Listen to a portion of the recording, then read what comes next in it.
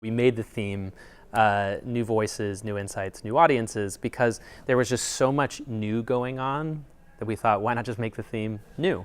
I think different from years past, we really focused on not pinning ourselves down to a single format or a single partnership or a single announcement.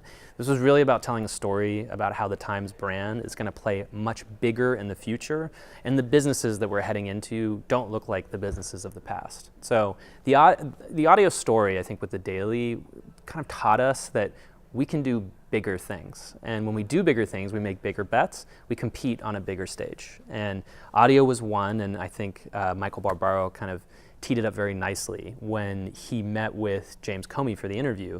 The lineup wasn't other podcasts. It was Meet the Press and MSNBC.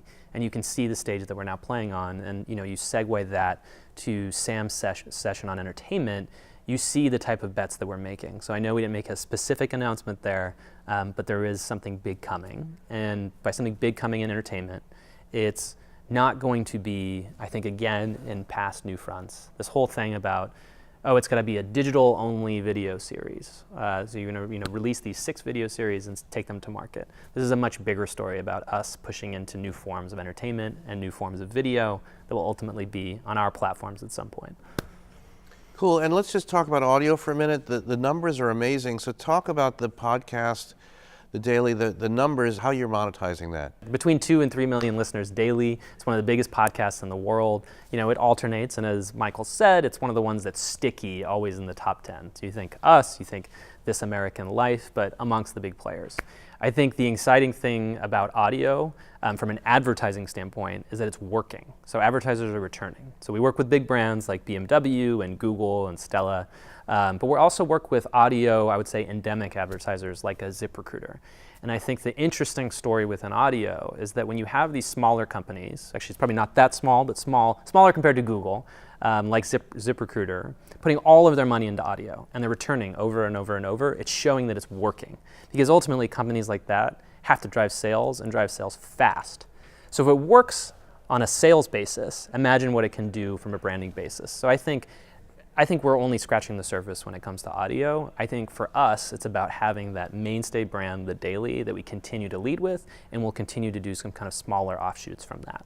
We hear a lot about audience buying and targeting and segmenting. What does that mean for the Times? It was kind of our final evolution, and I made that point when I was on stage. If you look at the story that has dominated New York Times advertising, not New York Times as a whole, over the last few years, and I would say broadly the industry when it comes to publishers, it's been about creative capabilities.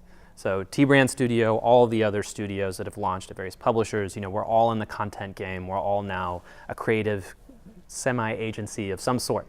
I think what we've learned is any type of kind of production capability or any single product, inevitably, if you lead with that, it's going to get commoditized at some point. And I think what you've seen broadly in the content space is there's just so much.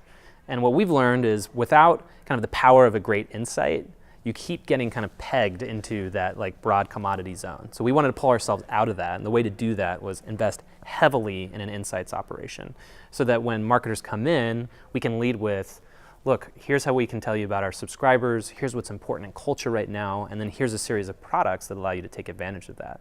And that ultimately is going to feed the core media business and all of our creative businesses with T-Brand and some of the other companies we've acquired.